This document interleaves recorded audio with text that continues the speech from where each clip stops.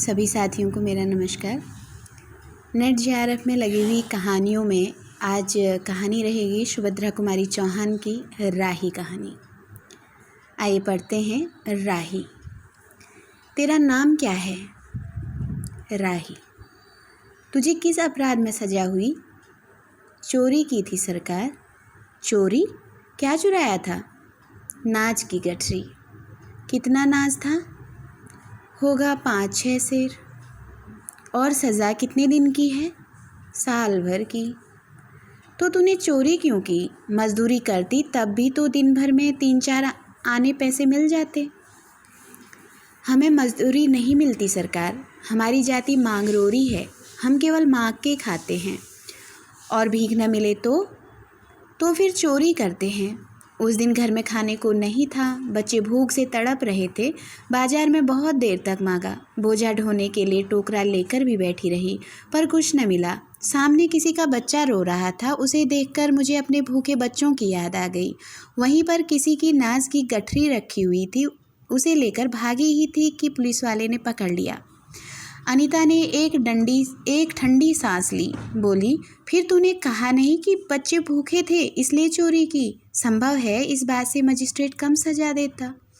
हम गरीबों की कोई नहीं सुनता सरकार। बच्चे आए थे कचहरी में। मैंने सब कुछ कहा पर किसी ने नहीं सुना। राही ने कहा, अब तेरे बच्चे किसके पास हैं? उनका बाप है? अनीता ने पूछा। राही की आंखों में आंसू आ गए। वह बोली, उनका बाप मर गया सरकार। जेल में उसे मारा था और वहीं अस्पताल में वह मर गया। अब बच्चों का कोई नहीं। तो तेरे बच्चों का बाप भी जेल में ही मरा? वह क्यों जेल आया था? अनीता ने प्रश्न किया। उसे तो बिना कसूर के ही पकड़ लिया था सरकार। राही ने कहा, ताड़ी पीने को गया था। 2-4 दोस्त भाई उसके साथ थे।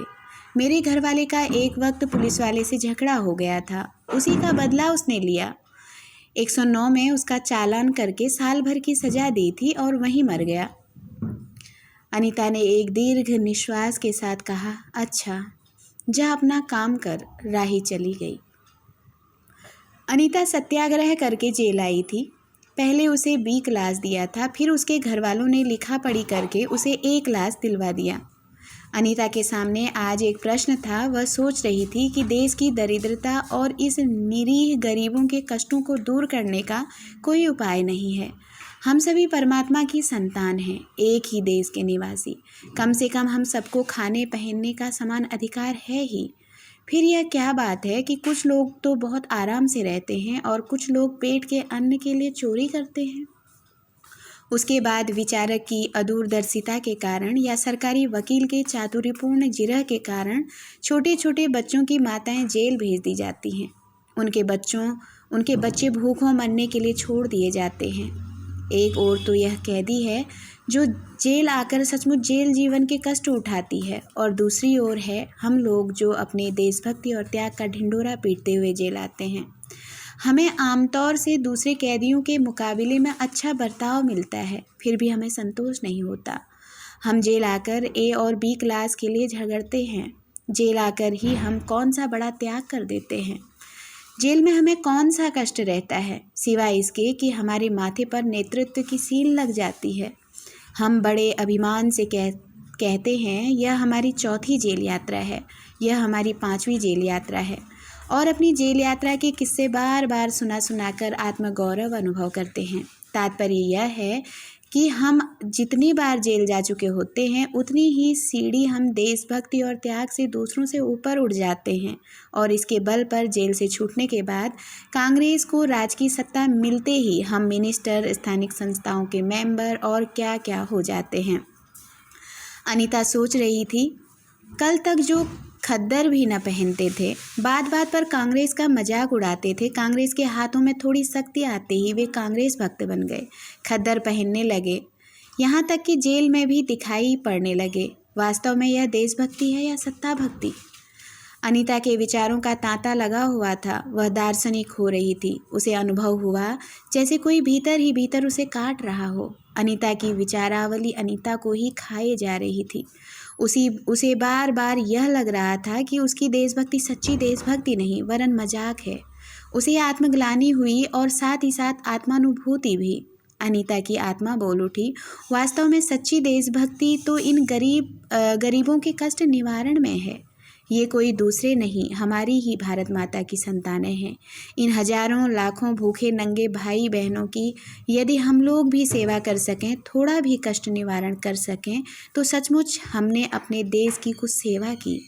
हमारा वास्तविक देश तो देहातों में ही है। किसानों की दुर्दशा से हम सभी थोड़े बहुत परिचित हैं, पर इन गरीबों के पास न घर है न द्वार। अशिक्षा और अज्ञान का इतना गहरा पर्दा इनकी आंखों पर है कि होश संभालते ही माता पुत्री को और सास बहू को चोरी की शिक्षा देते हैं, और उनका यह विश्वास है कि चोरी करना और भीख मांगना ही उनका काम है। इससे अच्छा जीवन बिताने की वह कल्पना ही नहीं कर सकते। आज यहाँ डेरा डाल के रहे तो कल दूसरी जगह चोरी की, बचे तो बचे, नहीं तो फिर 1-2 साल के लिए जेल। क्या मानव जीवन का यही लक्ष्य है? लक्ष्य है भी अथवा नहीं?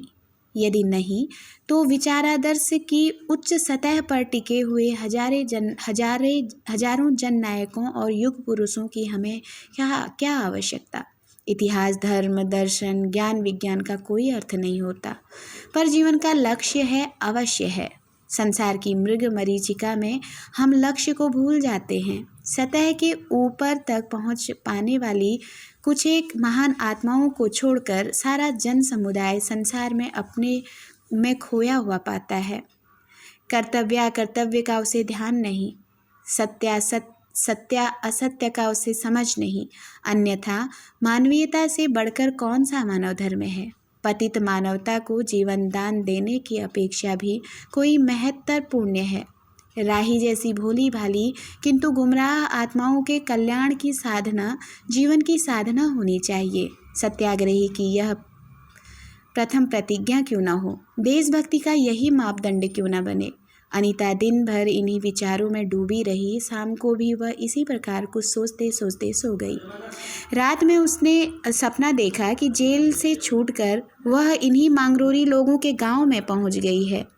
वहां उसने एक छोटा सा आश्रम खोल दिया है। उसी आश्रम में एक तरफ छोटे छोटे बच्चे पढ़ते हैं और स्त्रियां सूत काटती हैं, दूसरी तरफ मर्द कपड़ा बुनते हैं और रुई धुनकते हैं। शाम को रोज उन्हें धार्मिक पुस्तकें पढ़कर सुनाई जाती हैं और देश में कहाँ क्या हो रहा है यह सरल भाषा में समझाया जाता है।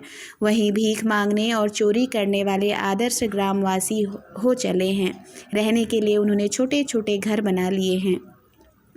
राही के अनाथ बच्चों को अनीता अपने साथ रखने लगी है। अनीता यही सुख स्वप्न देख रही थी।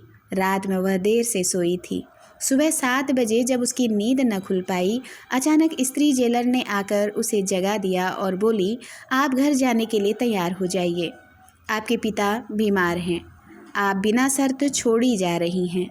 अनीता अपने स्वप्न को सच्चाई में परिवर्तित करने की एक मधुर कल्पना लेकर घर चली गई।